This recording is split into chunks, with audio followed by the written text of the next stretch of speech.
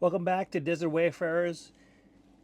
As I promised you, the first subject that I want to talk about is hydration.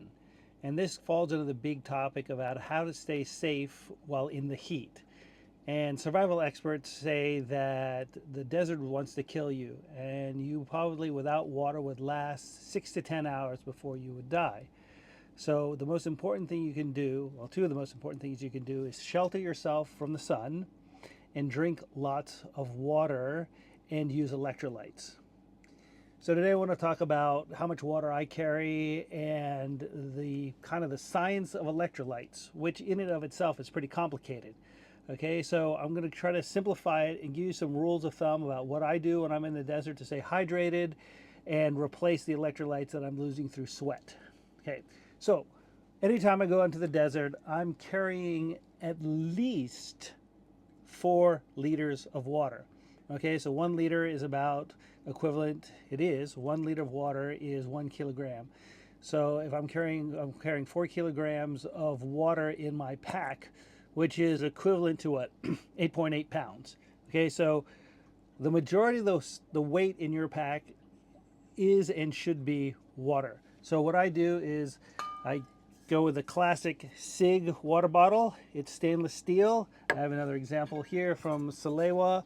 Okay, it's also stainless steel. Now people ask me, well, why do you use stainless steel instead of plastic? When plastic heats up, I don't know what's going on between the reaction between plastic heat of of over 50 degrees and the water. So just for my own well-being, I like to use stainless steel. I like to use metal. I don't think that there's going to be there's no interaction between the metal and the water. So and I don't like the taste when plastic heats up, and I think it taints the flavor of the water. So here's 2 examples. This one's 1.5 liters. This one's 1 liter.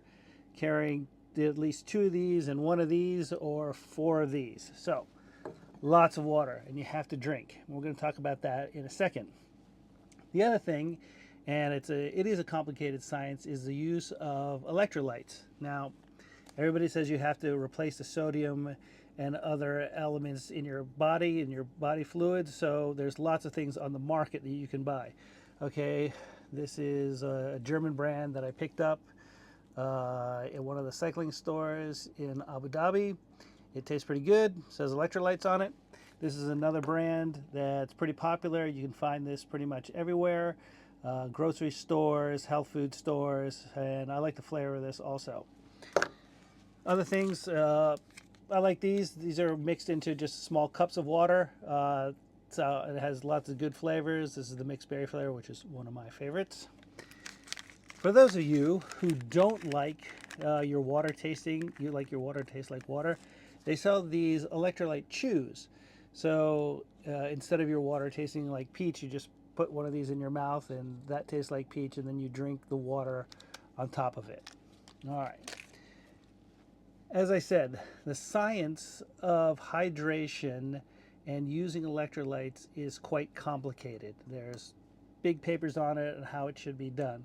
So what I want to do is give you a very, very, very simple way to make sure you're getting enough water while you're out in the desert. First of all, you just need to listen to your body. That's the most important thing. And so what I would say is every 10 to 15 minutes, stop and have a sip of water, and then I need you to judge how that water tastes. Okay? The water will either taste neutral, it'll taste like water, or it'll taste good, or it'll taste bad. So I know that sounds funny, but that's your body telling you about your state of hydration. If you stop for 15 minutes and you take a sip of water and it tastes like water, it tastes neutral, that means you're probably in a good state of hydration and you don't need to drink more. If you drink and it tastes good and your body's saying, oh, that tastes really good, I need more, that's probably an indicator that you're getting dehydrated or that you are dehydrated. And so now you need to drink until you satisfy that need for hydration. If you drink and the water tastes bad, okay, so or it makes your it gives you a headache or it upsets your stomach, that could be an indicator that you're overdoing either the water itself or the electrolytes. And that could be an indicator that you're entering into what's called a state of hyponatremia, which means that you've deleted the sodium and the electrolytes in your blood.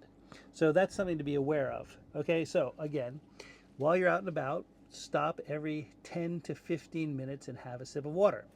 If the water tastes good, okay, or sorry, if the water tastes neutral, you're in a good state. If the water tastes good and you want more, probably you're entering the state of dehydration. You need to drink until you slake your thirst.